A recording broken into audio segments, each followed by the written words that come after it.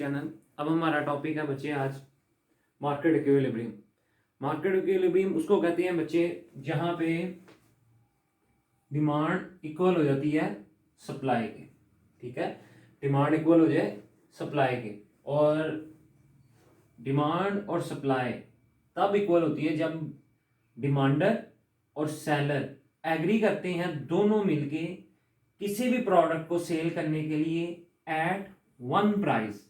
Eight one price, इसकी definition से साफ जाहिर है, it is a point at which buyer and seller are equal at one price. ठीक है, जब बेचने वाला और खरीदने वाला दोनों एक कीमत पे इत्तेफाक करते हैं।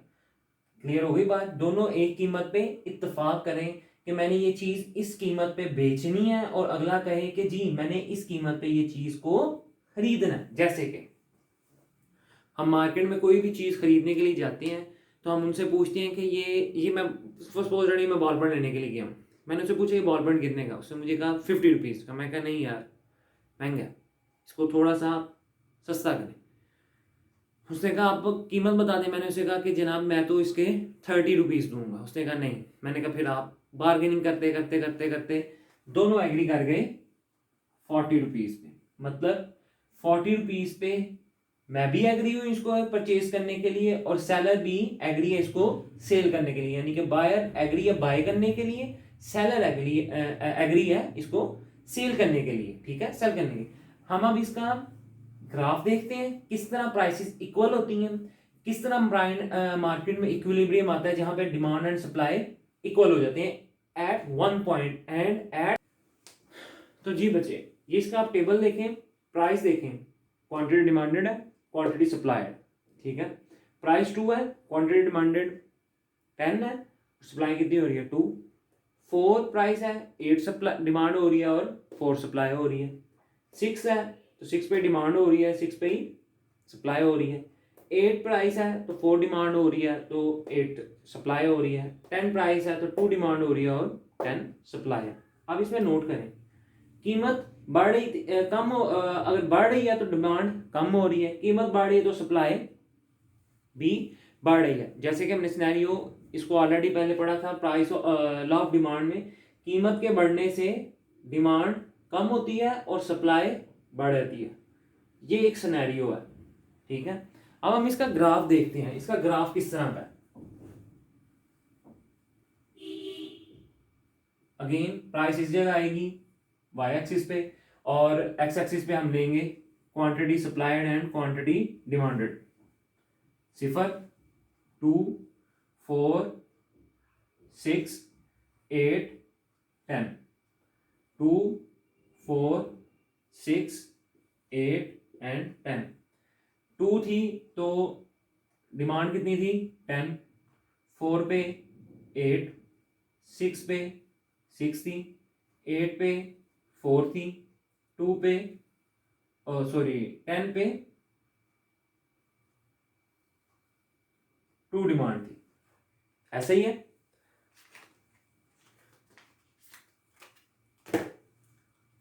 और जब प्राइस को सप्लाई के लिए ऐसे देखते हैं, 2 पे 2 थी, 4 पे 4 थी, 6 पे 6 थी, 8 पे 8 थी, 10 पे 10 थी। अगर हम सप्लाई का भी ग्राफ खींचे तो वो गालबन ऐसे जाता है, और डिमांड का जो ग्राफ अगर बनाए तो वो ऐसे जाता है। ये एक पॉइंट है 6 और 6 एंड 6 प्राइस पे आप नोट करें, बायर एग्री भी है, सेलर भी एग्री है इस कीमत पे। सेलर भी एग्री है और बायर भी एग्री है उस कीमत पे उसको परचेज करने के लिए। जिस पॉइंट पे बायर और सेलर एग्री हो जाएं किसी भी चीज को सेल करने के लिए, हम उसको कहते हैं, it is known as market equilibrium. It is known as market equilibrium. Clear हो गई बात? ऐसा पॉइंट जहां पे बायर और सेलर, ठीक है, डिमांड और सप्लाई इक्वल हो जाती हैं। देखें डिमांड और सप्लाई आपके सामने इक्वल है। कितनी डिस्प्लाई है 6, डिमांड कितनी है 6, प्राइस क्या है 6, तीनों इक्वल हो गई, तीनों ही इक्वल है, तो वो हमारा पॉइंट क्या होगा? मार्केट इक्विलिब्रियम का पॉइंट होगा। अब हम देखते हैं कीमत डिमांड के कम होने से, सप्लाई के बढ़ने से, डिमांड के बढ़ने से, सप्लाई के कम होने से, डिमांड के बढ़ने और सप्लाई के बढ़ने से, डिमांड के कम होने, सप्लाई के कम होने से हमारे ग्राफ पे क्या इफेक्ट पड़ता है। ठीक है, ये हमें सारी प्रैक्टिसेस अभी हम देखने लगे हैं कि ये किस तरह हमारे एक, अगर हमें सवाल अगर पेपर में आ जाए कि अगर सप्लाई के बढ़ने से और डिमांड के कम होने से मार्केट में क्या इफेक्ट पड़ता है, तो हमने उसकी एक्सप्लेनेशन किस तरह करनी है और वो ग्राफ किस तरह किस सिनेरियो से। डिमांड के बढ़ने से और सप्लाई के कम होने से, सप्लाई के कम होने से हमारे क्या सिनेरियो हमारे सामने, ग्राफ किस तरह का बनता है। सबसे पहले अगर आपके पास ये सवाल है कि डिमांड के बढ़ने से और सप्लाई के कम होने से हमारा क्या इफेक्ट बनता है, तो आपने बिल्कुल रिलैक्स होके सबसे पहले एक मार्केट इक्विलिब्रियम ड्रॉ करना है।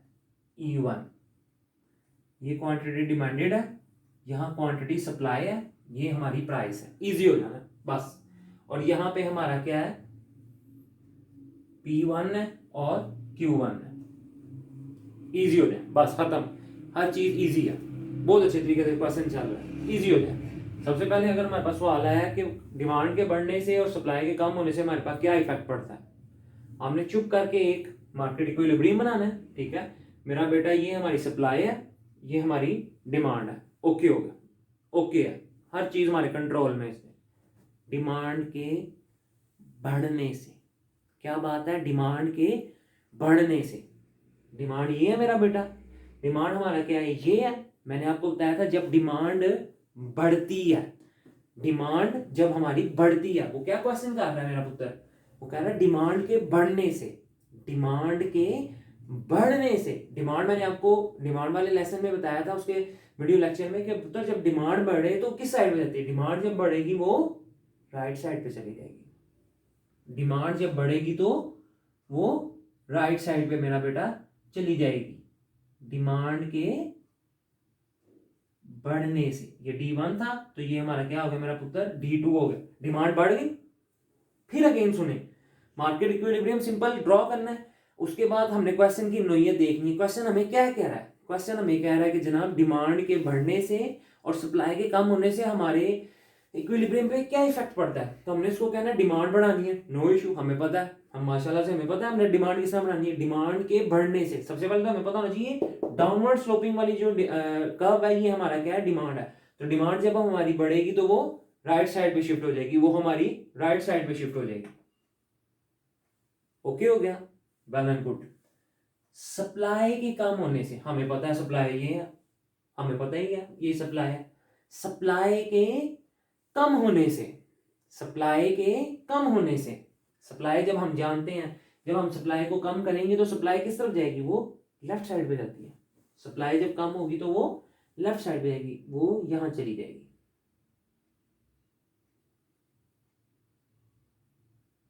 ये S1 था, ये S2 बन गया। ठीक है, सप्लाई हमने कम कर ली। अब नया इक्विलिब्रियम कहां बना है, D2 ये नई डिमांड थी, S2 ये नई डिमांड थी, ये इक्विलिब्रियम बन गया। क्या बन गया, ये इक्विलिब्रियम बन गया। ठीक है, अब नोट करें, यहां पे मिल रहे हैं, यहां पे मिल रहे हैं, तो हमारा नया इक्विलिब्रियम कहां पे बन गया, ये, इसको यहां से यूं लें और इसको यहां से यूं लें।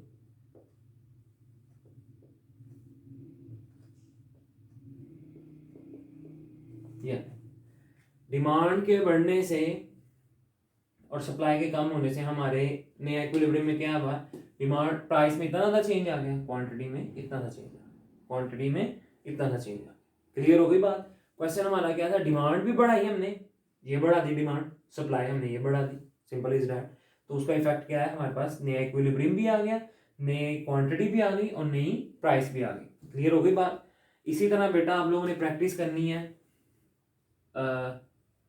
डिमांड को आपने कम करना है, ठीक है, सप्लाई को बढ़ा लेना, ठीक है, दोनों को इंक्रीज कर लेना, दोनों को डिक्रीज भी कर लेना, ठीक है, डिमांड को ज्यादा इंक्रीज कर लें, सप्लाई को कम इंक्रीज कर लें, ठीक है, सप्लाई डिमांड को ज्यादा डिक्रीज कर लें, सप्लाई को कम डिक्रीज कर लें, डिमांड को कम डिक्रीज कर लें, सप्लाई को ज़्यादा डिक्रीज कर लें। मतलब ये अब सिनेरियो आपने बनाते चले जाना है। जितनी आप प्रैक्टिस करेंगे, मोर प्रैक्टिस, उतना अच्छा आपका ग्राफ के ऊपर हाथ सेटल हो जाएगा और आपको कॉन्सेप्ट की भी बहुत अच्छे तरीके से समझ लग जाएगी। मैं उम्मीद करता हूँ कि मार्केट इक्विलिब्रियम का ये जो टॉपिक है, जो अभी हमने कोशिश की है समझने की, आप बच्चों को समझ आ चुकी होगी। और मैं आपसे फिर एक रिक्वेस्ट करने जा रहा हूँ कि आप इनकी प्रैक्टिस लाजमी कीजिएगा। अगर आप लोगों से ये सपोज दैट नहीं होते तो आप मुझे कमेंट में बता दीजिएगा। मैं आपको ये तमाम जितने भी सिनेरियो होंगे मैं आपको खुद एक दफ़ा बना के उनकी क्या क्या कम्बिनेशन बन सकते हैं मैं आपको खुद यहाँ पे ड्रॉ करके दिखा दूंगा। लेकिन उससे पहले बच्चे आप लोग एक दफ़ा खुद ट्राई लाजमी कीजिएगा। जहाँ रहें खुश रहें, आबाद